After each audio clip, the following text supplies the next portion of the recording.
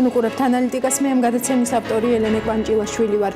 ეს კვირა გაჯერებული იყო ახალი ამბებით საქართველოს სხვადასხვა პორტების და ამ პორტების პოტენციალის შესახებ. ამ მიმართულებით რამდენიმე ექსკლუზიური ინტერვიუ ჩავწერეთ იმისთვის, რომ თქვენ პირველებმა იცოდეთ ყველა დეტალი.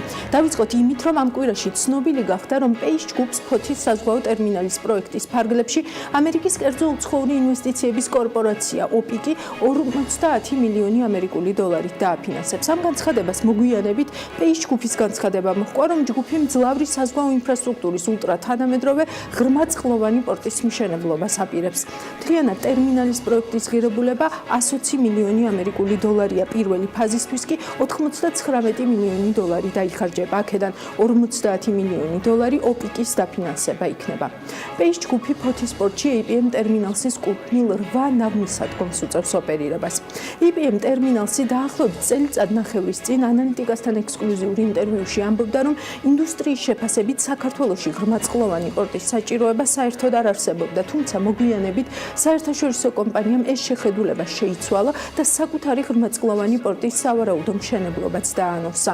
ბუნებრივია გაჩნდა კითხვები ოპიკის გადაწყვეტილების შემდეგ, რამდენი ღრმაწყლოვანი პორტი შეიძლება ჰქონდეს საქართველოს 2, 3, კავშირშია თუ არა ოპიკის ეს ინვესტიცია APM ტერმინალსთან უშუალოდ. ჩვენ გადავწყვიტეთ დღეს მეორე ექსკლუზიური ინტერვიუ შემოგთავაზოთ ფოთში APM ტერმინალსის გენერალურ დირექტორთან კლაუს ლაურსენთან. პირველ რიგში მოდი განვარტოთ ჩვენი მაყურებლებისთვის ეს მოვლენები, რაც ახალი ღრმაწყლოვანი პორტის ანონსის გარშემო ხდება, არის თუ არა რაიმე კავშირში APM ტერმინალსთან უშუალოდ თქვენთან და ფოთის პორტთან. არც ერთი მათგანი არ არის კავშირში APM ტერმინალსთან. რამ გამოიწვია ეს დაბნეულობა თქვენი აზრით? იმიტომ რომ ფოთის პორტი ის პორტია, რომელიც ყველამ იცის. ფოთის პორტის მფლობელი კი APM ტერმინალსია. პეიშ ტერმინალს არანაირი კავშირი არ აქვს ფოთის პორტთან, გარდა იმისა, რომ მის მცირე ნაწილს ოპერირებს. ამიტომ მესმის, რა შეიძლება გამოეწვია ეს დაბნეულობა. თუმცა ნებამომეცით კიდევ ერთხელ გავუსვა ხაზი, რომ ახალი პროექტი ეხება პორტის მიმდინარედ არსებულ ეგრეთ წოდებულ 201-ის ობიექტს, რომელსაც არანაირი კავშირი არ აქვს APM ტერმინალსთან და ფოთის საზღვაო ნავსადგურთან. არ ვიცი გახსოვთ თუ არა, მაგრამ მაშინაც ჩვენ ვსაუბრობდით და იმ ინტერვიუში თქვენ ინდუსტრიის სახელით განაცხადეთ, რომ საქართველოში ღრმაწყლოვანი პორტის არსებობის საჭიროება არ არსებობდა. მოგვიანებით თქვენ შეიცვალეთ თქვენი დამოკიდებულება და ისიც კი დაანონსეთ, რომ თავად APM ტერმინალს შეიძლება აეშენებინა ღრმაწყლოვანი პორტი. რამ გამოიწვია თქვენი დამოკიდებულების ცვლილება და რას ფიქრობთ დღეს, როდესაც 2 ღრმაწყლოვანი პორტისთვის დაფინანსება პრაქტიკულად უკვე არსებობს? ღრმაწყლოვან პორტს, როდესაც ვახსენებ, ყოველთვის რეალურად ღრმაწყლოვანს ვგულისხმობ, იმ სტანდარტებით, რაც გლობალურად არის გავრცელებული მთელი მსოფლიოს მასშტაბით ჩვენს ინდუსტრიაში. თუმცა უნდა გავითვალისწინოთ, რომ ბოსფორის სრუტე გემებისთვის თავის შეზღუდვებს აწესებს და ასევე კავკასიის ბაზარსაც აქვს თავისი შეზღუდვები. მე არასდროს გამომირიცხავს არსებულზე უფრო ღრმაწყლოვანი პორტის არსებობის შესაძლებლობა ან საჭიროება. რაც შეეხება 201-ის პროექტს, უნდა აღინიშნოს, რომ მასაც მოუწევს იმ შეზღუდვების გათვალისწინება, რაც აქვს ფოთის პორტს, რადგან პორტში მხოლოდ ერთი შემოსასვლელი არხია, რომლის სიღრმე 10.5 მეტრია, რაც სავსებით შეესაბამება არსებულ რეგულაციებს, შესაბამისად არხის კიდევ უფრო დაღრმავება არ იგეგმება. ანუ რა არის დღეს APM ტერმინალსის გეგმა? აპირებთ საკუთარი ღრმაწყლოვანი პორტის აშენებას? ამ შეკითხვასთან დაკავშირებით უახლესი ინფორმაცია შეგიძლიათ იხილოთ ფოთის პორტის 2019 წლის 3 იანვრის პრეს-რელიზში. და ბოლოს, როგორ ფიქრობთ, რას მოუტანს ამ ტიპის კონკურენცია ბაზარს და რამდენად იქნება ყველა ღრმაწყლოვანი პორტისთვის საკმარისი ტვირთი? პოტენციალი ნამდვილად არსებობს, მაგრამ მეორე საქმეა, რამდენად შეგვიძლია ჩვენ სანდოობის უზრუნველყოფა. ეს არის სწორედ ჩვენი ყველაზე მნიშვნელოვანი საკითხი და საქართველოს ლოგისტიკური ბაზარიც და კავკასიის ლოგისტიკური ბაზარიც ამ სანდოობას მოკლებულია. ამაზე ყველამ ერთად უნდა ვიზრუნოთ და ვფიქრობ, ეს გაცილებით უფრო მნიშვნელოვანი საკითხია, ვიდრე ნებისმიერი ღრმაწყლოვანი თუ როგორიც უნდა იყოს სპორტის მშენებლობა. ჩაგეკითხებით, ვინ არის პასუხისმგებელი ამ ტიპის სანდოობაზე? ლოგისტიკურ ჯაჭვს ძალიან ბევრი მონაწილე ჰყავს. Ყველა ამ მონაწილემ უნდა შეიტანოს წვლილი სანდოობის გაზრდაში. ფოთისპორტის მაგალითზე რომ გითხრათ, 2017 წელს ცუდი ამინდის გამო 93 დღის მანძილზე დაკეტილები ვიყავით, მაგრამ შემდეგ ძალიან მნიშვნელოვანი გეგმა შევიმუშავეთ და ეს რიცხვი 2018 წლისთვის 35 დღემდე დავიყვანეთ. მაგრამ ჩვენ ჯაჭვის მხოლოდ ერთი რგოლი ვართ. სრული ეფექტურობისთვის კი ყველა რგოლმა უნდა იმუშაოს. მათ შორის საბაჟომ, ფინანსთა სამინისტრომ, სატვირთო მანქანების მძღოლებმა, ეკონომიკის სამინისტრომ, ტვირთის მფლობელებმა, ყველამ. მხოლოდ ამ შემთხვევაში გაიზრდება ტვირთბრუნვა. როგორც უკვე APM ტერმინალსისგანაც გავარკვიეთ, პეის ჯგუფთან არანაირი შეხება არ აქვს. თავის მხრივ ეს საკითხი საქმიან დილაში პეის ჯგუფმაც განმარტა და ამ საკითხზე ჩვენს მაყურებელს პრაქტიკულად იგივე უთხრა, რაც დღეს კლაუს ჰომლაურსენისგან მოვისმინეთ. 2018 წლის 10 თვის განმავლობაში ფოთისპორტმა 5.100.000 ტონა ტვირთი გაატარა, რაც 2017 წელთან შედარებით 8%-ით ნაკლებია. ტვირთის წონის შემცირების მიუხედავად გაზრდილია საკონტეინერო გადაზიდვების მოცულობა. 2018 წლის 10 თვეში პორტმა 296,000-ზე მეტი ტევ-ერთეული კონტეინერი გაატარა, რაც წინა წელთან შედარებით 14%-ით მეტია. APM-ის მიერ გამოქვეყნებული 2017 წლის ფინანსური ანგარიშგების მიხედვით პორტმა გასულ წელს 129 მილიონი ლარი გამოიმუშავა, რაც 2016 წელთან შედარებით თითქმის 19%-ით არის გაზრდილი. რაც შეეხება კიდევ ერთ სიახლეს, კატარის ერთ-ერთ უმსხვილეს საზღვაო გადამზიდავ კომპანიას მილაჰას, რომელიც ფოთისპორტში იწყებს ოპერირებას.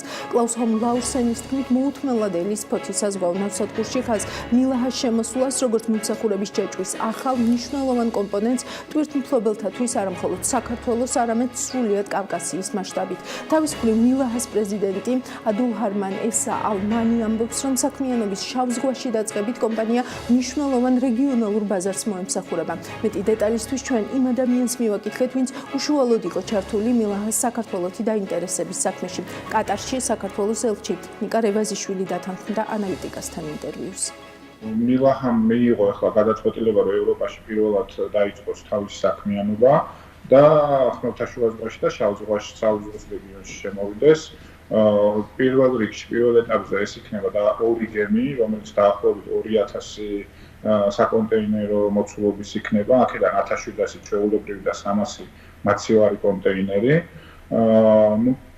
მილაჰას განსაკუთრებული მნიშვნელობა ინიჭება კიდევ იმით, რომ დაახლოებით 50 წელია ემსახურება ერთ-ერთ ყველაზე მსხვილ გადამზიდველებს სპარსეთის ყურეში და აზიის და ოკეანეთის ქვეყნებში. და საქართველოში შემოსვლა და ფოთისპორტში ოპერირების დაწყებაც მნიშვნელოვანია მაკუთხით, ვინაიდან მისი მომხმარებლები უკვე მილაჰას საშუალებით შეეძლებათ საქართველოს როგორც ალტერნატიული გადაზიდვების და ტრანზიტის მარშრუტის გაგება და ფაქტიურად მილაჰა იქნება ახლა კომპანია, რომელიც თავის მომხმარებლებში გაუწევს საქართველოს ტრანზიტულ პოტენციალის შესახებ რეკლამირებას. აი, როდესაც მოლაპარაკებებში იყავით დაუშვათ ამ კომპანიასთან, რა იყო ის უპირატესობები, რაც საქართველოს და კონკრეტულად ფოთის შემთხვევაში დაანახეთ მათ? ძირითადი უპირატესობა არის დროის სიმცირე.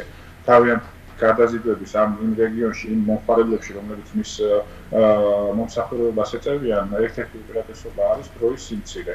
მეორე უპირატესობა არის უნდათ ახალ რეგიონზე გასვლა. ახალი პროექტების დაწყება და შესაბამისად საქართველო იყო ერთ-ერთი ყველაზე მიმზიდველი მათთვის ამ მხრივ. წელს უკვე ინიციატივის შესახებ განაცხადეს, მთელი სამუშაო უკვე დასრულებული აქვს და ფაქტიურად უკვე უახლოეს მომავალში პირველი გემი შემოვა ფოთისპორტში. და ეს არის კიდევ პირველი ეტაპი. კიდევ მინდა აღვნიშნო, რომ მილაჰა არის ერთ-ერთი მილაჰას საკუთრებაში არის ერთ-ერთი დიდი ლოჯისტიკური და სასაწყობო ქსელი კატარში. საქართველოში კოკერდო ფოთისპორტში ოპერირების დაწყების შემდეგ დააკვირდებიან ტვირთების ბრუნვას, დააკვირდებიან რეგიონში სამუშაო სპეციფიკას და შემდგომ მეორე ეტაპზე უკვე განიხილავს კომპანია სამაცივრე სასაწყობო ცენტრის გახსნას საქართველოში. იქნება თუ არა ამ შემდეგი ეტაპისთვის და ესე ვთქვათ, აი სტაბილური ინტერესისთვის საქართველოში ღრმაწყლოვანი პორტის ან პორტების არსებობა ქვეყანაში ერთ-ერთი უპირატესობა ან მიმზიდველი ფაქტორი. კი, რა თქმა უნდა, ეგ ერთ-ერთი მიმზიდველი ფაქტორია, იმიტომ რომ უფრო ბევრ შესაძლებლობას მიცემს სხვა იმ გემებისთვის, რომლებიც ეხლა შემოდიან საქართველოში, რომ იმათვისაც მიეცეთ შესაძლებლობა შემოვიდნენ და უფრო სტრუქტურულად გაიზარდოს. რა თქმა უნდა, ეს ერთ-ერთი პლუსი. და რამდენად რეალისტურია, რომ ესე ვთქვათ, ორი პორტის უმცირე, რაც ეხლა ვიცით, ორი პორტის არსებობისთვის საკმარისი ტვირთები ექნება რეალურად საქართველოს. მე გეტყვით მილახის შემთხვევას, ის ფაქტი, რომ თვითონ ეს კომპანია შემოვიდა და გადაწყვიტა და შემოვიდა ოპერირება დაიწყოს ჩვენ რეგიონში, ნიშნავს იმას, რომ უფრო იზრდება საქართველოს როლი და უფრო იზრდება პოტენციალი ჩვენი ტრანზიტული ფუნქციის გამოყენების. რა თქმა უნდა, რაც უფრო მეტი კონკურენცია იქნება, მით უფრო ჯანსაღი გარემო იქნება და მით უფრო ბევრი გადამზიდავები შემოვლენ ისეთები, როგორიც არის ეს კომპანია. კიდევ ერთხელ ვიძახი, ეს არის მხოლოდ პირველი ეტაპი ამ კომპანიის საქმიანობის საქართველოში. შემდგომ ეტაპზე ეს იქნება კიდევ დამატებითი ინვესტიციები სპარსეთის ყურიდან, დამატებითი ინვესტიციები კატარიდან და რა თქმა უნდა ეს უფრო წინ გადადგმული ნაბიჯი იქნება ჩვენი ეკონომიკაში. კიდევ ერთი სიახლე, რომელიც ასევე ამ კვირაში გახდა ცნობილი, ანაკრიას უკავშირდება. კვირის დასაწყისში გავიგეთ, რომ გერმანიის განვითარების ბანკმა და ნიდერლანდების განვითარების ბანკმა ანაკრიის პორტში ინვესტირების გადაწყვეტილება მიიღეს. ეს კი იმას ნიშნავს, რომ პროექტის მშენებლობის კაპიტალი სრულად შეივსო. როგორც ცნობილია, ანაკრიის პორტის პირველი ფაზის საინვესტიციო კაპიტალი 600 მილიონ ამერიკულ დოლარს შეადგენს. შეთანხმების თანახმად გერმანიის განვითარების ბანკის და ნიდერლანდების განვითარების ბანკის წარმომადგენლები ანაკრიის განვითარების კონსორციუმის სამეთვალყურეო საბჭოს წევრებიც გახდებიან. ანაკრიის განვითარების კონსორციუმის გენერალურმა დირექტორმა საქმის კურსთან ინტერვიუში აღნიშნა, რომ კონკურენცია პრობლემა არ არის და ყველა პორტი თავის ნიშს იპოვის. ეკონომიკის სამინისტროს მონაცემებით 2018 წლის 11 თვეში საქართველოს პორტებმა 412,000 კონტეინერი სტანდარტული ტეუ მიიღეს, რაც 2017 წლის ანალოგიურ პერიოდთან შედარებით 14%-ით მეტია. ამასთან ბაზარზე დღეს არსებული სურათი ასეთია: ზრდა უფრო მაღალია ფოთის პორტში, ვიდრე ბათუმის საკონტეინერო ტერმინალში. პორტების შემდეგ საოჯახო სასტუმროებს უნდა გადავწუდეთ. სემეკი მათ წყლის გადასახადის და რიცხვის ორ ალტერნატივას თავაზობს. ორივე მეთოდს მარეგულირებელი კომისია მომხმარებლებსა და წყალმომარაგების კომპანიებს გააცნობს და ამის შემდეგ მიიღებს გადაწყვეტილებას, რა პრინციპით გადაიხდიან წყლის გადასახადს მცირე სასტუმროები თუ გაქირავებული ბინების მფლობელები. გადაწყვეტილება აპრილის ბოლოს გახდება ცნობილი, მანამდე სემეკის დადგენილების პროექტს დავით ჯალაღონია გაგვაცნობს. დათო, გამარჯობა. მოგესალმებით. მარეგულირებელმა კომისიამ რამდენიმე თვიანი მსჯელობის შემდეგ ასეთი მიდგომები მოიფიქრა. პირველი ასეთია: საოჯახო სასტუმროებში თვიურად 20 კუბურ მეტრზე ნაკლები მოცულობის წყლის მოხმარებისთვის აბონენტი არასაყოფაცხოვრებო ტარიფს გადაიხდის, 20 ზემოთ კი კომერციულ. საერთო ჯამში მას ჰიბრიდული დარიცხვა გამოუვა. მეორე მიდგომას რაც შეეხება, სემეკი ფიქრობს, რომ შესაძლოა საოჯახო სასტუმროებში ორი ტიპის მრიცხველის გამოყენება გახდეს საჭირო, ანუ იქ სადაც სტუმრები იმყოფებიან, მრიცხველმა კომერციული ტარიფი დაითვალოს, სასტუმროს მფლობელმა კი მოხმარებული წყლისთვის საყოფაცხოვრებო ტარიფი გადაიხადოს. რაც შეეხება იმას, თუ რას მიიჩნევს კომისია საოჯახო სასტუმროს დასახელების ქვეშ, ვნახოთ რა წერია დადგენილების პროექტში.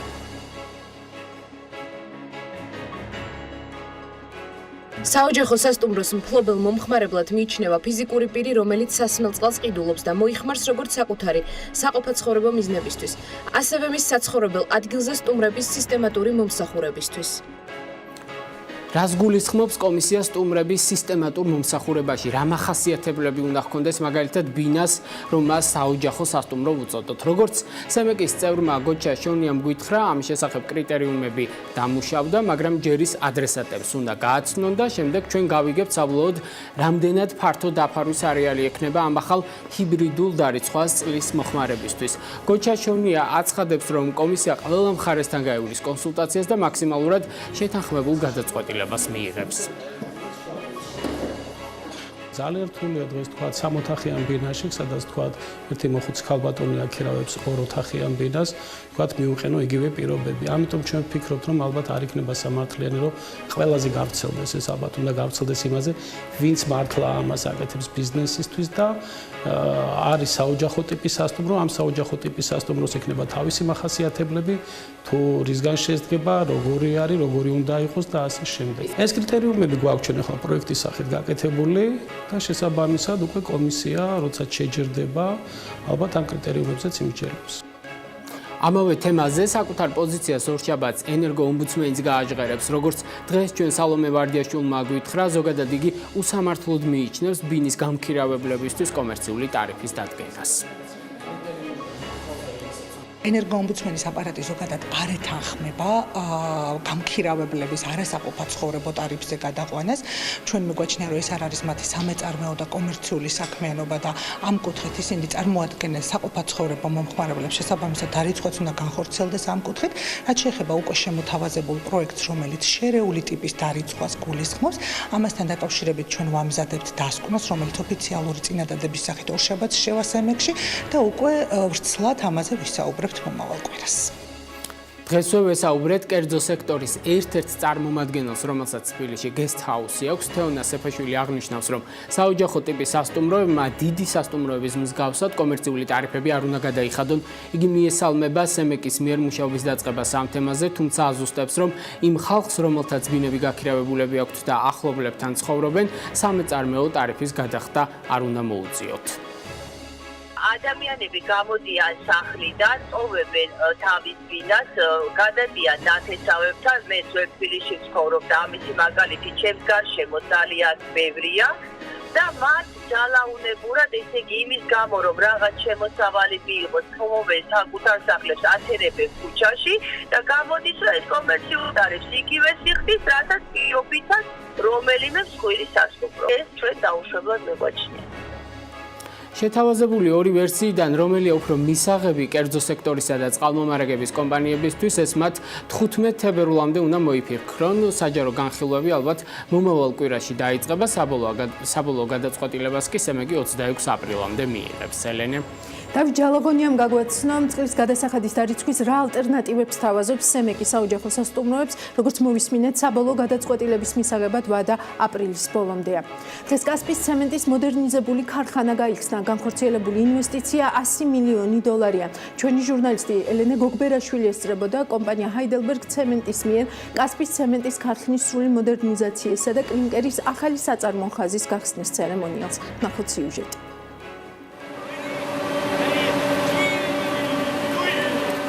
მოდერნიზებული კასპიის ცემენტის ქარხანა და კლინკერის ახალი საწარმოო ხაზი დღეს ოფიციალურად გაიხსნა. პროექტის მოსამზადებელი სამუშაოები ჯერ კიდევ 2016 წლის სექტემბერში დაიწყო და მის განსახორციელებლად 100 მილიონი ლარის ინვესტიცია გამოიყო. ქარხნის გახსნის ცერემონიალს დღეს პრემიერ-მინისტრი მამუკა ბახტაძეც დაესწრო.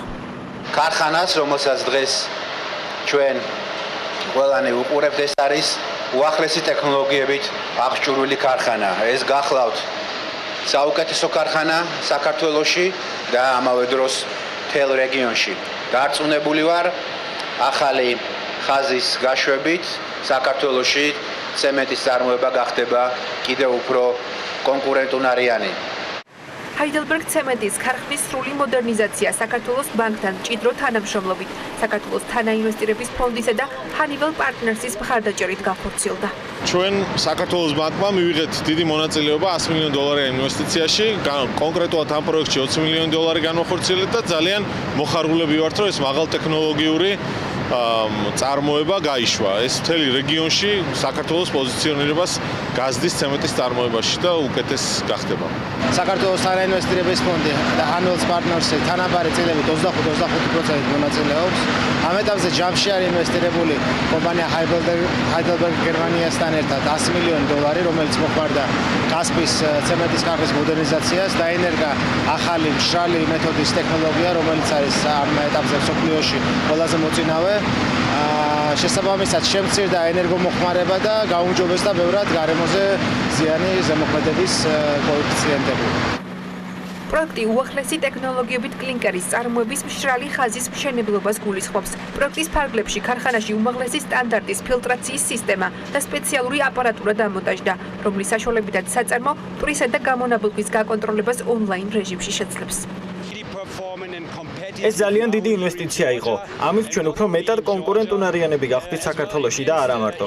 კონკურენტუნარიანები ვართ იმპორტიორ კომპანიებთან და დემპინგურ ფასებთან მიმართებითაც ჩვენ ახლა უკეთესი შანსები გვაქვს კონკურენციის. აღნიშნული საწარმოს გახსნა ჩვენი მხრიდან ძალიან მნიშვნელოვანი გარემოს დაცვითი ნაბიჯი იყო. იმიტომ რომ მტვრის გაფრქვევის მაჩვენებელი ახლა გაუმჯობესებულია. ეს მაჩვენებელი გაცილებით მაღალია, ვიდრე ამას საქართველოს მთავრობა ითხოვდა ჩვენგან.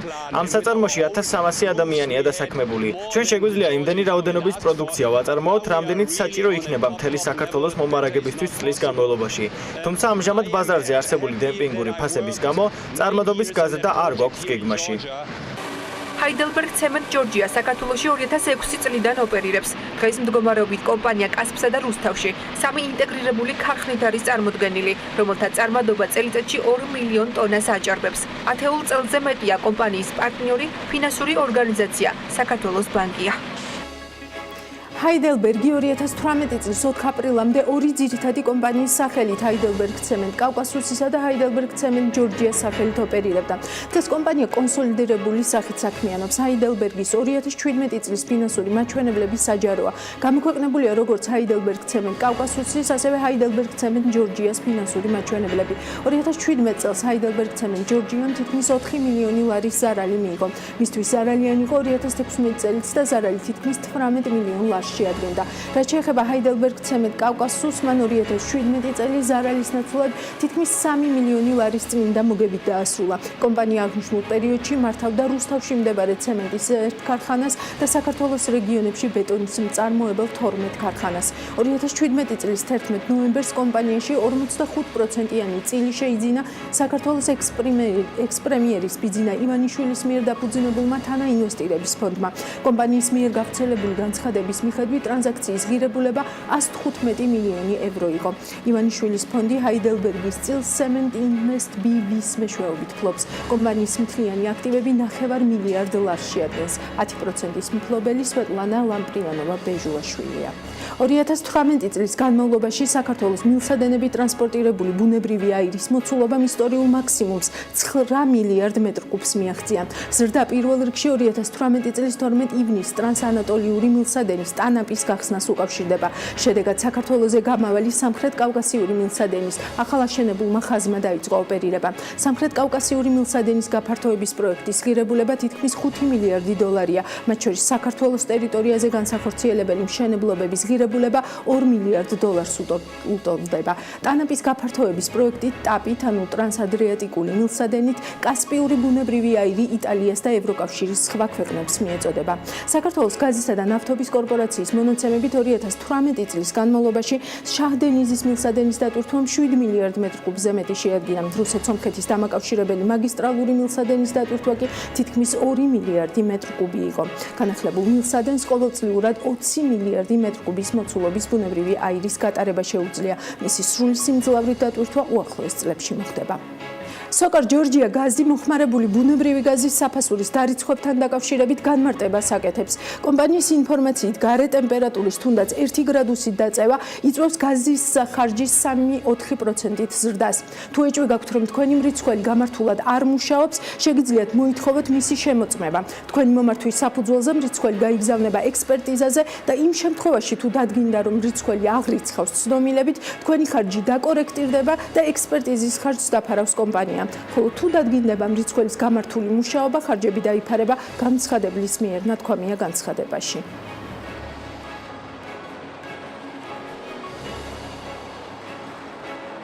მტკვარი ჰესი ერთ-ერთი ენერგეტიკული პროექტია, რომელსაც თანაინვესტირების ფონდი ახორციელებს. როგორც ფონდის ხელმძღვანელი გიორგი ბაჩიაშვილი აცხადებს, ამ დროისთვის პროექტის 75% უკვე განხორციელებულია და ჰესი ექსპლუატაციაში 2020 წელს შევა.